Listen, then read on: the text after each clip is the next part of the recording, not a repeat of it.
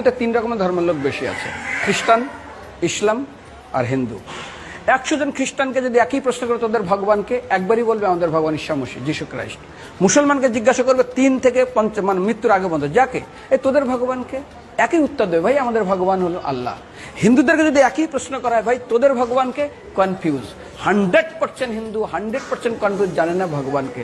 দ্বিতীয়ত, যদি তুই মুসলমানকে জিজ্ঞাসা হয় তোরা মসজিদে কেন যাচ্ছিস, ওদের শেখানো হয় মসজিদে যেতে হবে নামাজ আদায় করার জন্য। সপ্তাহে ওরা 100% একদিন মসজিদে যাবেই। তুমি যদি খ্রিস্টানদের জিজ্ঞাসা করো তোমরা কেন কোথায় যাবে, কোথায় যাও না, আমাদেরকে একদিন তারা চার্চে যাবে। কেন? ঈশ্বরে প্রার্থনা করার জন্য। ওদের শেখানো হয় জন্মের থেকে, এটা সংস্কার। আর হিন্দুদের যদি জিজ্ঞাসা করে তোমরা মন্দিরে কেন যাচ্ছ, হ্যাঁ আমার ছেলের বিয়ে হচ্ছে না, আমার মেয়ের বাচ্চা হচ্ছে না, আমার বাবা হসপিটালে আছে, কালকের আমার মামলার ডেট আছে, আমার ব্যবসা খুব খারাপ, আমার শরীর খুব খারাপ।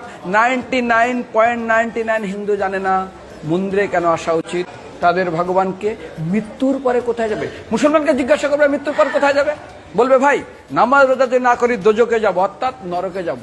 যদি হিন্দুদেরকে জিজ্ঞাসা, ওদেরকে বলবে আর যদি করো নামাজ রোজা করি তাহলে বেহেশতে স্বর্গে যাব। যদি খ্রিস্টানদেরকে জিজ্ঞাসা করো, এই তোমরা যদি আমরা ঈশ্বর আরাধনা করি হেল অর্থাৎ নরকে যাব। যদি বলা হয় যদি করো ঈশ্বর আরাধনা তাহলে তোমরা হেবেন স্বর্গে যাব। আর হিন্দুদেরকে বলে যে তোমরা মরার পরেই 99% হিন্দু এটাই বলে, মিথ্যাই বলে, আমার বাবার সাজ্ঞানে স্বর্গে গিয়ে বসে। তোর বাবা কি জমি কেনা আছে নাকি স্বর্গে? তোর বাবা জমি কেনা আছে যে তোর বাবা মরার পরে স্বর্গে গেছে হোয়াটসঅ্যাপ করে দেখি এই যে অ্যাটাচ বাথরুম টয়লেট আমি একদম ভালোভাবে পৌঁছে গেছে, তোর বাবা স্বর্গে গেছে জানিস তুই? আরে মৃত্যুর আগে এত কষ্ট পায়, এত কিছু করে, মারার পরে আমার বাবা স্বর্গে গেছে।